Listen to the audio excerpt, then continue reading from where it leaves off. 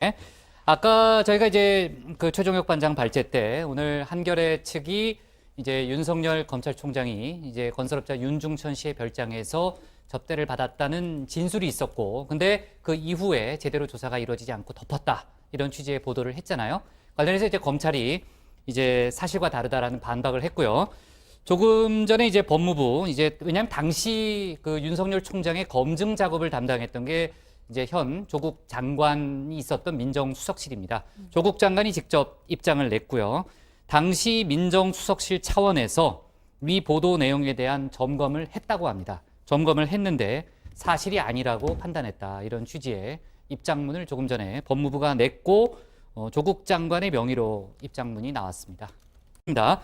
방금 속보가 하나 다시 또 들어왔는데 네. 이 오늘 아까 조금 전 말씀하신 윤석열 검찰총장 관련된 보도와 관련해서 네. 이 윤석열 검찰총장이 검찰에 오늘 그 자신과 관련한 의혹을 보도한 한겨레 신문 기자 등을 상대로 이 명예훼손 혐의로 고소장을 직접 고소장을 했다고 합니다. 접수했답니까? 오늘 아침에 이제 허위사실이라고 네. 반박을 하면서 네. 뭐 법적 대응을 하겠다라고 입장을 밝힌 상황이었는데 네.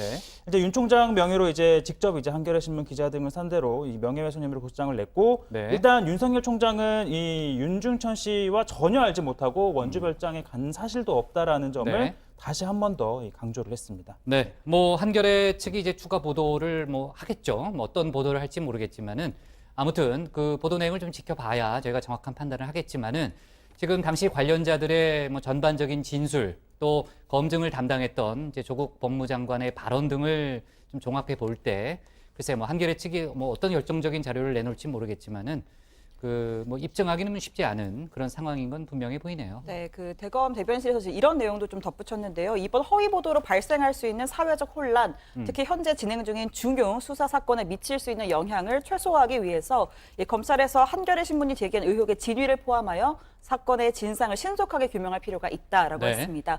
그러면서 검찰총장은 수사의 공정성에 의문이 없도록 향후 이 사건에 대해서 일체 보고를 받지 않고 관여하지 않겠다라고 했고요. 이 검찰총장은 이 명예훼손뿐만 아니라 손해배상 청구, 정정보도 청구 등 민사상의 책임도 끝까지 묻겠다, 이렇게 입장문을 냈습니다. 네, 이거는 사실 이제 사실관계 확인은 굉장히 쉬워요. 당시에 이제 방대한 자료가 있고 또 윤중천 씨가 있기 때문에 여러 가지를 이제 크로스 체크하면은 아마 검찰이 신속한 수사를 할 수 있을 겁니다.